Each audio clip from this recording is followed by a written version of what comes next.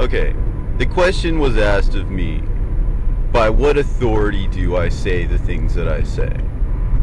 That's kind of a tough question to answer. What do you mean by what authority? What is inherent in a question like that is that there has to be some sort of institution behind me in order for anything that I say to have validity. Now, imagine if the devil heard a statement like that. What do you think the first thing that would pop into his head would be?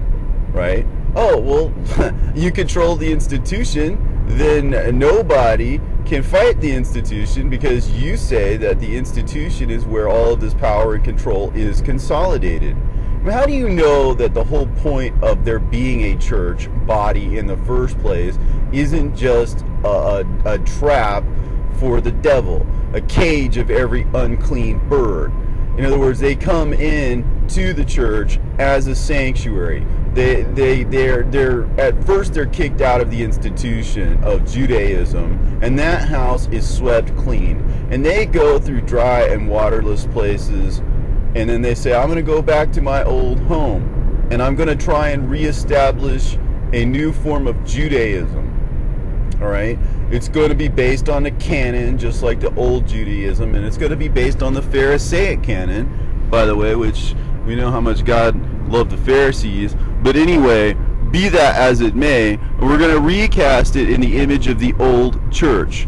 And so basically, what was done away with is reinstituted, because the institution worked quite well the first time around in blinding the Jews and turning them against Jesus.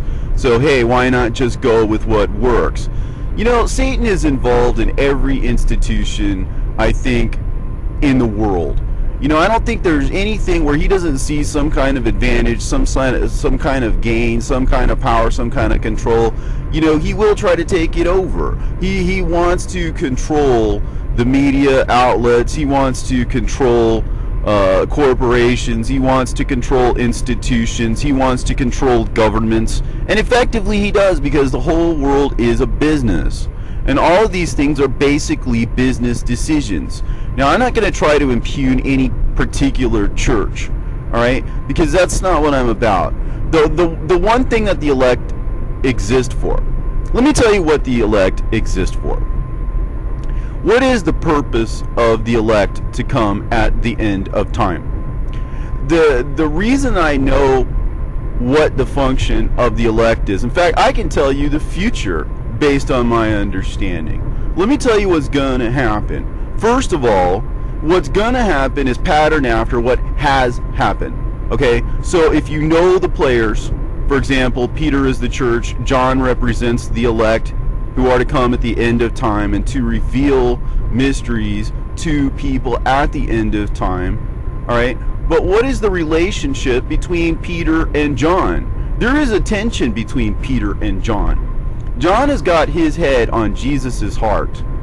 I mean, just all the time. And there's a point at which, when the question is asked who it is that's going to betray Jesus, right?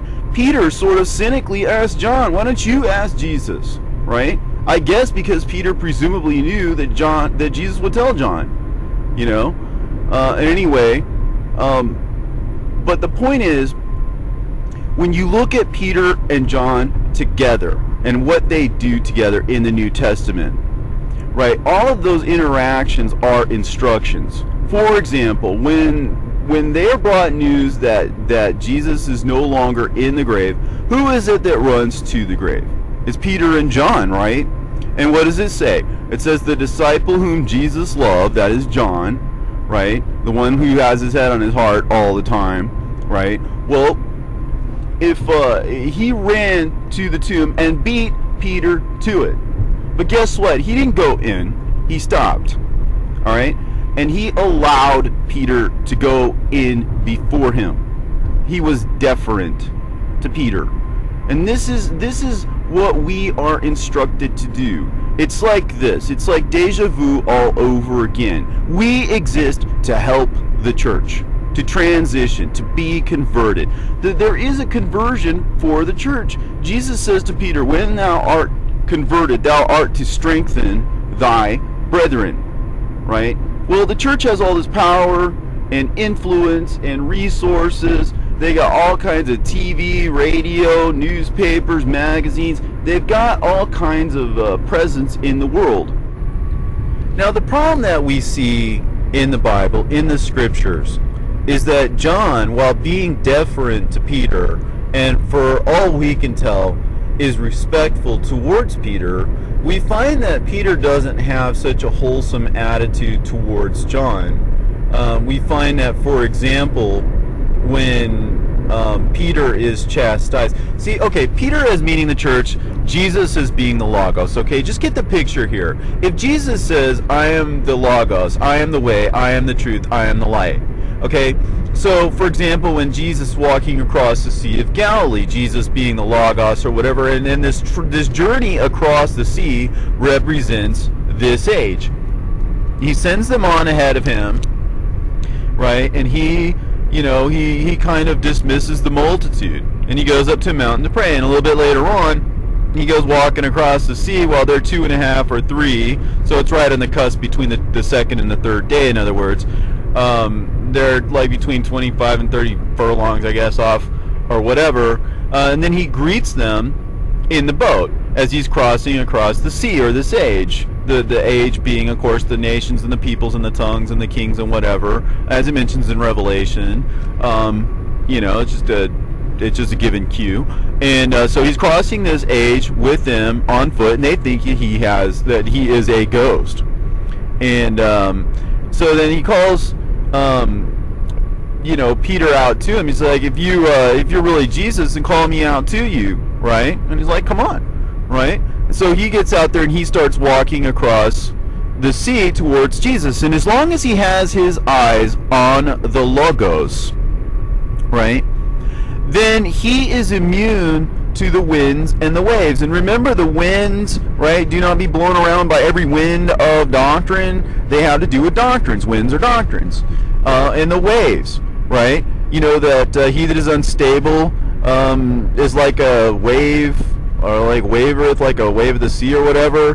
They're unstable, right? Or as in Jude puts it, these men, meaning the infiltrators of the church, are wild waves of the sea foaming up their own shame. So as soon as the doctrines and these infiltrators of the church start coming in, and Peter takes his eyes off of Jesus, or the church, in other words, takes his eyes off of the Logos, in other words, to pay attention to these doctrines, these winds, and these infiltrators, these waves, right, that have infiltrated the church, then he starts to sink into the world, right? And so therein lies the need for the institutions, all right? Because institutions are inherently worldly, they are inherently fleshly, all right? And as soon as he sinks into the water, right, in other words, he's totally mired in worldliness, right, then he cries out to the Logos to save him. And then the Logos reaches out and saves him. Okay, this is exactly what is going on. The Word is trying to save you, but you don't want to be saved. You don't yet want to be saved. Peter has sort of this dislike of John that John does not have. John is very deferent and respectful. All throughout Acts, when they act together and they heal together, right, John is always deferent. He's always got his eyes on Peter. He's always letting Peter speak. He's always letting Peter, but that is after Peter's conversion, because again, by that time he had already denied Jesus 3 times, right? By the time the book of Acts times rolls around, okay, so he's already denied Jesus 3 times, all right? The Logos, in other words.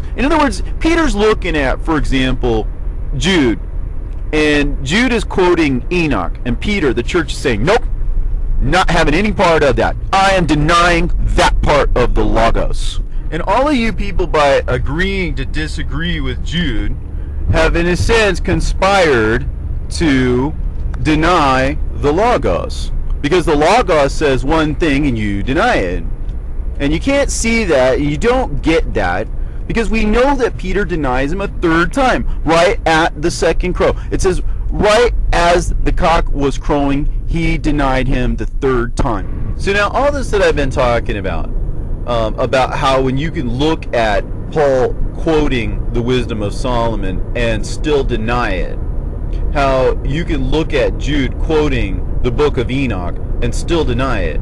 Well, you see, if God has inspired these prophets and God has inspired his word, if Jesus is in fact the Logos, the understanding of the word, right, then when you deny his word, you are denying the Logos.